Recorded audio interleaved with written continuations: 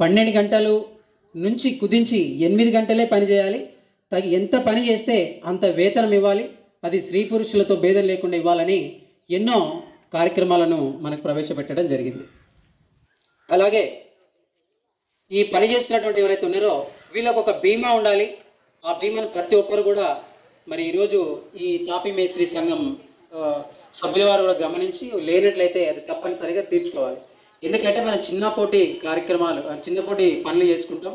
అకస్మాత్తుగా ఏదైనా జరిగితే మనకు ఎలాంటి సోర్స్ లేదు కాబట్టి మనందరం కూడా ఆ బీమా చేసుకున్నటువంటి ప్రయత్నంలో ప్రతి కార్మికుడు ప్రతి ఒక్కరు కూడా మనం తీసుకోగలగాలి. కాబట్టి దాన్ని బానిసత్వం నుంచి అంటే ఏంటంటే తక్కువ డబ్బులు ఇచ్చి ఎక్కువ పనిని చేయించుకున్నటువంటి కార్యక్రమం ఇంకా అనేక చోట్ల జరుగుతూనే ఉంది. ఈరోజు ఇంటర్వ్యూస్కి వెళ్ళిన తర్వాత కూడా ఒక కంపెనీలో వాళ్ళు జాబ్ చేయాలంటే వాళ్ళకున్నటువంటి క్యాపబిలిటీని మించి ఈరోజు కార్యక్రమాలు చేయడానికి వాళ్ళను తీసుకోవడం జరుగుతుంది.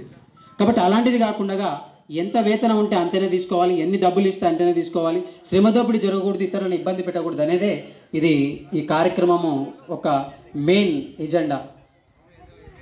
కాబట్టి ఇంకా రాబోయే రోజుల్లో మళ్ళీ ఈ కార్యక్రమానికి ఎవరు నాంది, ఎవరు దీని యొక్క వెనకాల ఉన్నటువంటి వాళ్ళకు ఫోటోస్ కూడా మనం స్మరించుకోవాల్సినటువంటి అవసరం ఉంది. ఈరోజు May Day not only Telangana, India కాకుండా ప్రపంచవ్యాప్తంగా ఈరోజు జరుగుతుందంటే దీని వెనకాల ఒక బలమైనటువంటి కారణం ఉంది. మన దేశమే కాదు, మిగతా దేశాల్లో కూడా మరి మనుషులను మనుషులుగా చూడకుండా శ్రమ దోపిడీ చేసినటువంటి విధానాలు ఎన్నో ఉన్నాయి.